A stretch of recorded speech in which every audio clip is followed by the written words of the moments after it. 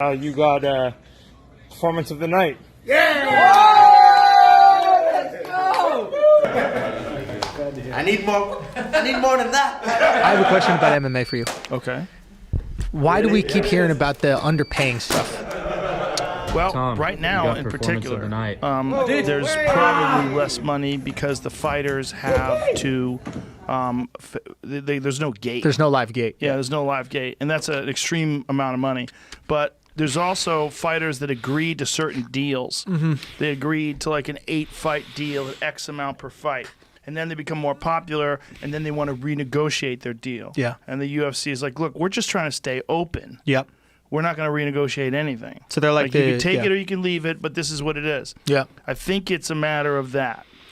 But looking at it from the fighter's perspective, fighters would be certainly better off if there was more competition. That's always how it works. Yep. So whether it's Bellator or ONE FC or all these different companies, the more of those there are, the more World Series of Fighting, the more Professional Fighting League, whatever it's called now, the more those rise, the better it is for everyone. It's just how it is. It's like if there's only improvs and then you get banned from the improvs. But if you got funny bones, if you got some theaters, if you got these, yeah. It's exactly like that. You know, I've seen that happen before with people. Yeah. I've seen that happen with comedy clubs, and I've seen that happen with fighting too. You get banned from a big organization. Like, it's not a monopoly in that you do have choices, but there's one clear top of the food chain choice. But it's because they do it the best. They're also the only ones that are having fights during this quarantine. The only people that are putting on any live sporting events. It's amazing. But they're also a part of a company in WME that's hurting and needs it, really bad. So there's not a lot of money to throw around. Like to keep the doors open, to keep people employed, a lot of money is missing, right? All these shows got canceled. Yeah. There's all these audience members that aren't going to be there buying tickets, and so it's tricky, man. So this is why I think they're complaining about fighter pay. I think they should get paid more. Right. I think everybody should get paid more. I'm thinking it's a crazy way to make a living. I think you should get the most amount of money you can possibly get. Yep. But it's also a business. And I think that if they are struggling as much as I think they are, I don't talk finances with them, but I know that WME, people who own it, they're hurting. Yeah. Bad. They're laying people off. Yep. Most businesses are hurting. In all the entertainment businesses, that's what I think. But you know, when it comes to me as a human that likes fighting, I know how dangerous that shit is. You should get paid an incredibly generous amount of money to step into a cage fight for millions of people to see. Yeah, it is interesting because you have this situation where like the quality of the fights is undeniably better because it's not in the free market. You have people that are really good at picking out fights. And for the most part, I say this as a boxing fan, right? So I grew up in boxing where there are tons of different divisions or tons of different companies, if you will, WBC, WBO, all these different promoters, things, different promoters. Together. And sometimes they do, sometimes they don't, right? But like it's a mess. And then sometimes what happens is you have guys who are like really boring fighters, but they get a position where they have the belt, and then it actually hurts the sport in a way. But they earned it and they deserve it. So as like a sportsman, I'm like, they deserve to have it. Like a lot of people, I love Floyd Mayweather. I think he's the best fighter in the history of fighting, right? I think he's actually one of the greatest people at their job ever. Like I think he's Michael Jordan of boxing. He's without a doubt, one of the greatest boxers, if not the greatest boxer that has ever lived. He's unbelievable. 50-0. But he, for average people, fought.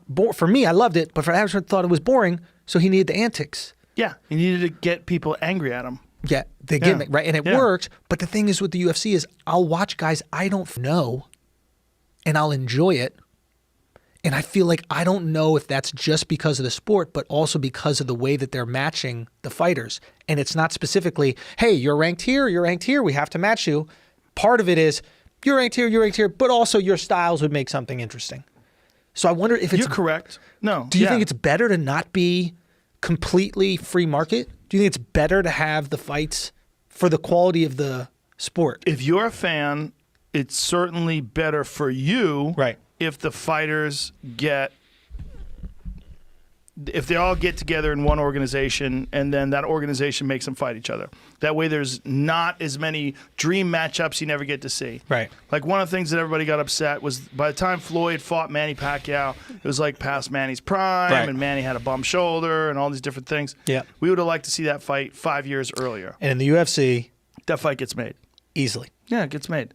But it gets to a situation where a guy like John Jones says, hey, I've got a contract for light heavyweight fights, but you know, what do you want to give me to fight Francis Ngannou? Because I want a lot of money because that guy's terrifying. Yeah. And they say, well, you get what you're paid in your contract. That's what you get. And he's like, well, I'm not fighting then. And they go, okay. It is interesting. See, that's one of those situations where I don't know who's right or who's wrong because I don't know how much money they would make for that. If there's no audience, let's say the Francis Ngannou fight's a big fight and it gets like 500,000 pay-per-views, 600, 700,000 pay-per-views. That's a lot of pay-per-views. Yep. But a live gate? How much in the hole are they? How much money in the hole are they? Right? How much? How hard is it to make money right now? How much can you afford? How much do they make? I don't know these answers. Yeah. How much do they make for a pay-per-view where 700,000 buys, 1 million buys? How much do they make? How much? What's the overhead? I mean, I don't know. it's less, but it's not. I mean, it has to be less because you're not maintaining these venues. The venues are much smaller. You have to pay way less people. That being said, the ticket prices, like the live gate, Live Gate's big. 20,000 Millions. people, 18,000 people, all spending on average $150 a ticket. And on top of that, there's merch. There's all sorts of shit. There's, you know, Yeah. I'm sure they probably get some sort of a Food and piece bev, of all yeah. that stuff. Yeah. So there's a lot of money. And then there's also, they had to operate. They didn't fire anybody. It's one thing about the UFC. They would not fire people. So they stayed open, wouldn't fire anybody while they were going on for months, just Yeah. paying people, Yeah. trying to figure out how to put this together and make fights happen. They tried to do that one at the Indian place, Tai Chi Palace in Lemoore, California. They got real close to doing that, but then the governor got a hold of the head of Disney and Eisner, and they called Yeah. Dana White, and they told them to pull out. Pull Yeah. out! Okay, so they back out of that, and then 2 weeks later, Florida's like, come on in. So then we do one in Florida with no audience. I love it. And then finally they're allowing us to do them at the Apex Center in Vegas. Yeah. But I think right now it's a triage. Right now they're trying to stop the bleeding, and they're They trying to is patch back up WME, the sport. right? Like WME and the UFC. The UFC's operating with full costs for months. Right. Without any money coming in at all. So you have to think that. Yeah, that's right. Yeah, it's like WME, I think, like paid $4 billion or something for them or something like Yeah, that. a little more than that. So More they than have this $4 billion. giant monthly nut they have to cover every month. And people, I guess, don't realize is like an agency makes money off of the commission of their clients, and if their clients can't work because of Corona, the agency has no revenue coming in. None. Zero. There's no TV show. I guess there's some TV shows getting made, but like, still, they're not doing production on like films or anything like that. Yeah, No. it is interesting. Well, they're starting to do films next week. They are. It's coming back. What was your thoughts Until somebody on? gets sick.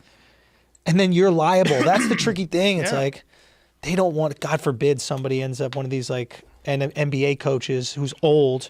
God Oh, forbid yeah. Greg Popovich, who's 70, Oh, yeah. gets Corona. Death. It is. Mm-hmm. And now you want to be the NBA commissioner that killed Greg Popovich? Oh, my God. Or be a UFC promoter that a fighter gets sick, goes home and kills his mom who works with him. You know? Maybe your mom helps cook for you. Your mom gets sick. Maybe your mom's helping you in camp. Yeah. Your mom gets sick and dies from Corona because they had the fights. Yeah. I mean, I don't think that's going to happen. And I think particularly now when you're hearing these reports of the cases diminishing, the viral load that they're finding like in Italy is so small Yeah. that it's barely detectable. Yeah. You know, the hope is that same shit happens here as it gets hot out.